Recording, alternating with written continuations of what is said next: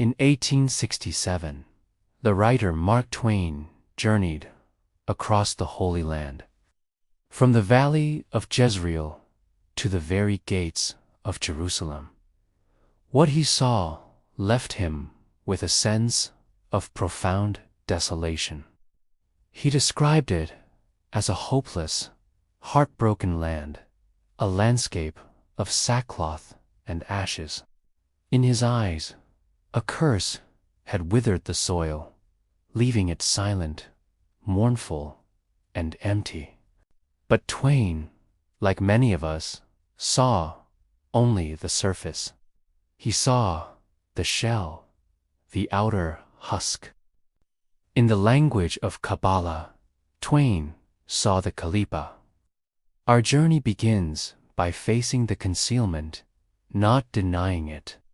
We do not descend to join the shadows, but to confront what we have allowed to grow. We start with Hanukkahia submission. We quiet the ego to see the truth. We acknowledge the spiritual desert within. This is the realm of the Kelipot, shells that have no light of their own, but merely trap yours. These are the husks that conceal the divine light from your awareness. Layers of pride, knots of anger, and the illusions of I that crust over the soul, barring the infinite. Visualize the 10 Sephirot, your divine attributes in their unrectified, raw state. Imagine them as dark, weather-beaten spheres falling from the sky, landing heavily in the treeless plains near Gaza and the shores of the Dead Sea. Our task is not destruction, but rectification. We are here to repair. We travel down the tree of life from the heights of Keter to the reality of Malchut. Inspect the line. With each step, we are not succumbing to the darkness. We are clearing it out by identifying every fracture.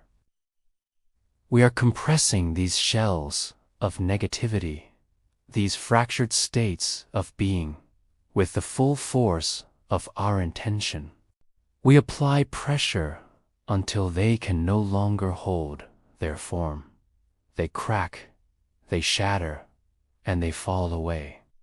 We are exiling the darkness, not by fighting it, but by understanding its nature as a mere shell.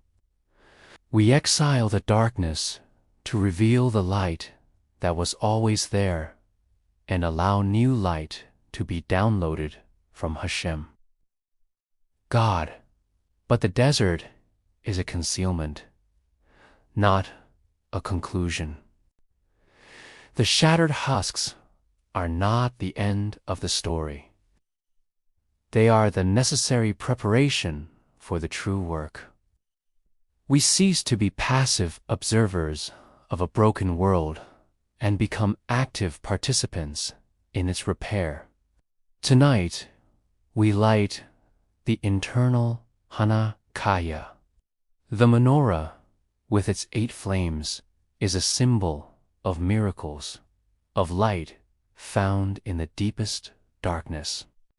We are the vessels for this light, and the master technician, the source of all reality, is Hashem. The oil is our desire. The wick is our soul, and the flame is our free will, our conscious choice to plug back into the source, to reconnect with the infinite energy that sustains all of creation. With this intention set, the ascent begins.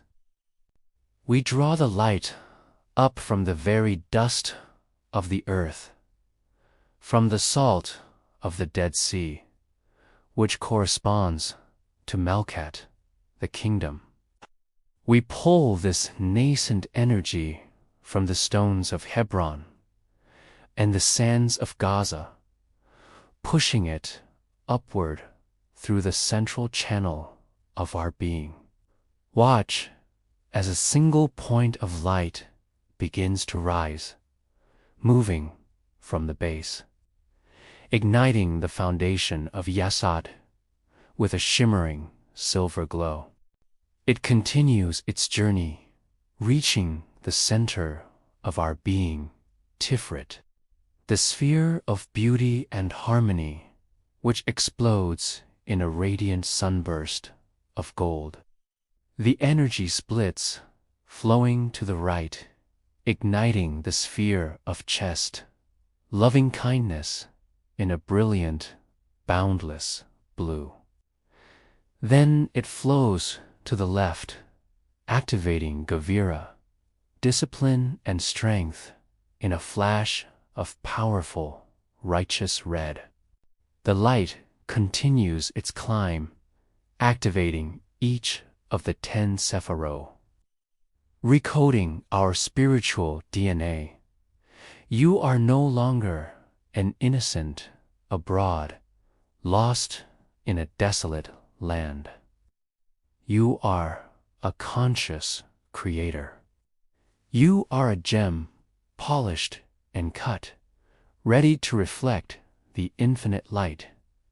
You are a vital part of the divine plan. The technician is at work, and the blueprint is perfection. Now that the channels are open and the light is flowing, we must stabilize this new reality. We must build a container to hold this immense energy.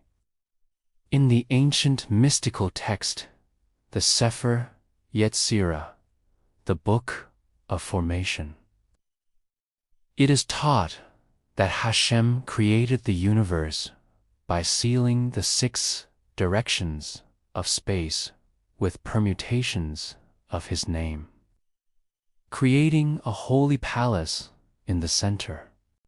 This is the cube of space. Now we will do the same for our own inner world. The tree of life, which we just activated, expands outwards, forming a 3-dimensional cube. Visualize yourself standing in the very center of this structure. You are the 7th point, the holy center. On the 12 edges of this cube, the 22 letters of the Hebrew alphabet pulse with living energy. You are safe. You are protected. You are at the nexus of creation. From this centered place, we will seal our world, locking in the light we have cultivated. Look to the north, the wall in front of you. We seal the path ahead. May my future be guided by your truth. Now turn to the east, the wall on your right.